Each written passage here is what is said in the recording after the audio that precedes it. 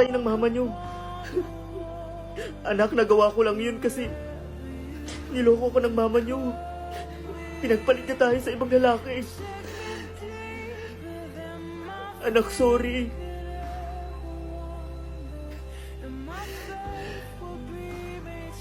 Anak.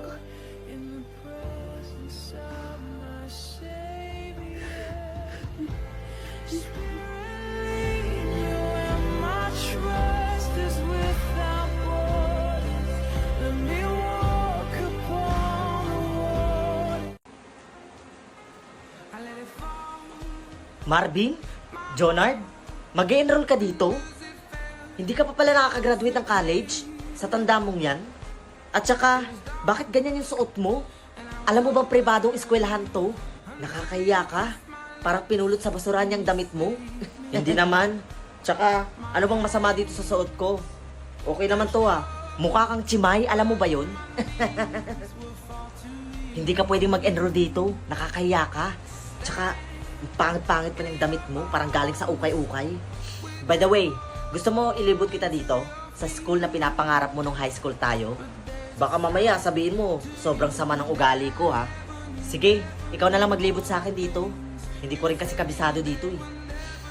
Okay lang bang pakibitbit ng mga gamit ko? Ah sure, walang problema. Ako na lang magbibitbit nitong gamit mo. Yan kasi yung mga gawain ng mga bobong estudyante na mahilig sumipsip sa mga teacher nila, right? Mukhang bagay naman sa'yo eh.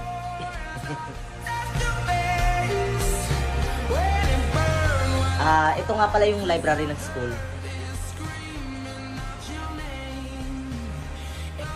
Saan ko pwede ilagay yung tsinelas ko? Naka-tsinelas ka? Ang dugyot mo naman. Wala ka bang sapatos? Bakit hinayaan ka ng guard na makapasok dito? By the way, di ba matalino ka naman? Bakit hindi ka nakagraduate?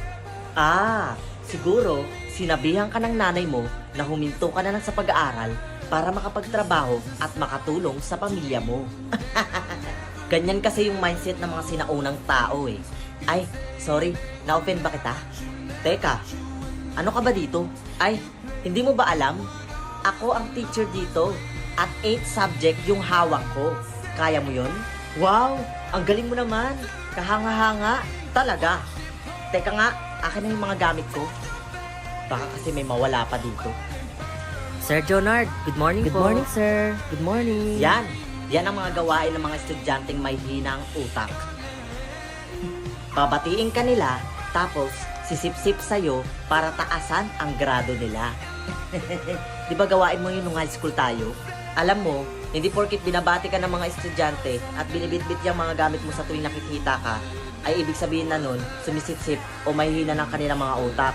Ang pagbati ng isang estudyante sa tuwing nakikita nilang kanilang mga guro ay sumisimbolo ng paggalang. At ibig sabihin nun, magagaling yung mga guro nila. Teka, hawak mo ba yung mga estudyanteng yun? Hindi. Pero ano man ang sabihin mo, bobo pa rin ang tawag doon. O sige na, makakaalis ka na. Kasi darating na yung bagong principal dito sa school. For sure, kapag nakita ka nun, parehas lang kami na magiging reaction dahil dyan sa itsura mo. Mr. Principal.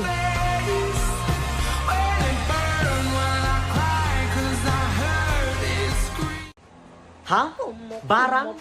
Totoo ba yun? Adrian, umalis na nga tayo dito. Bumabangka lang tong albularyo na to eh. Saan mo ba napulot to? Pakinggan na lang muna natin siya, Marvin. Wala namang mawawala eh. Halika na. Naghihintay na yung mapapangasawa ko sa ospital. Pasensya na po. Okay lang. Isa pong rare disease ang dumapo po sa mapapangasawa niyo, mister. May lumalabas na hayop-hayop sa mga sugat niya. Ngayon lang kami naka-encounter ng ganun. Nakakapangilabot, mister. Salamat ho. Sige ho. Kaya magpa-check up ka na rin, Marvin. Kasi hindi natin alam kung ano yung dumapo sa balat mo. Tsaka sabi mo, dyan din nagsimula si Angela, di ba? Ano naman naisipan mo at pumayag kang magpa-albularyo ulit? Hindi na kasi tinatabla ng gamot yung mapapangasawa ko sa ospital eh. Tsaka antayin ko pa ba na maging ganun ako? Antayin ko pa ba na may lumabas na hayop-hayop dito sa sugat ko? O tamang-tama, andyan na si Mang Kanor. Magandang hapon po. Pwede na po kaya nating simulan agad? Oo, sige, pumasok kayo dito. Oh, nakikita nyo ba yung formation na yan? Ano pong ibig sabihin yan, Mang Kanon? Nako, matindi ang galit ng lalaking bumabarang sa'yo. At pakiramdam kong handa itong pumatay. Ba't po napaka-imposible naman po ng ganun halos lahat po ng nakakakilala ko ay nagiging kaibigan ko. Tsaka, wala pa naman po ako nagiging kaaway. 'Di ba? Marvin, baka inggit? Inggit? Ano naman kainggitan nila sa akin? Hindi naman ako gwapo. Hindi naman ako mayaman. Isa lang ang pwedeng maging solusyon. Kailangan niyong hanapin ang taong gumagawa sa inyo nito at kausapin niyo siya at humingi kayo ng tawad kung may nagawa mang kayong kasalanan sa kanya.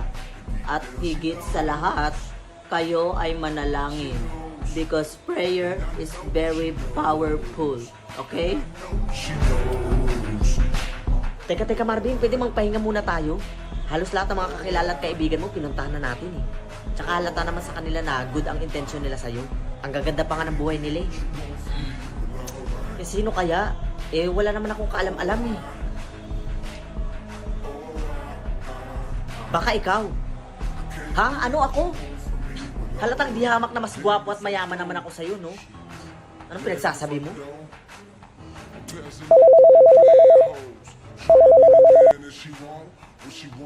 Hello? Got a bitch on my dick right now, and she just wanna sing on it.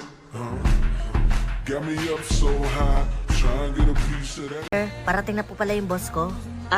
Buti naman. Sige, i-ready ko muna yung mga papers ko. Sige po, sir.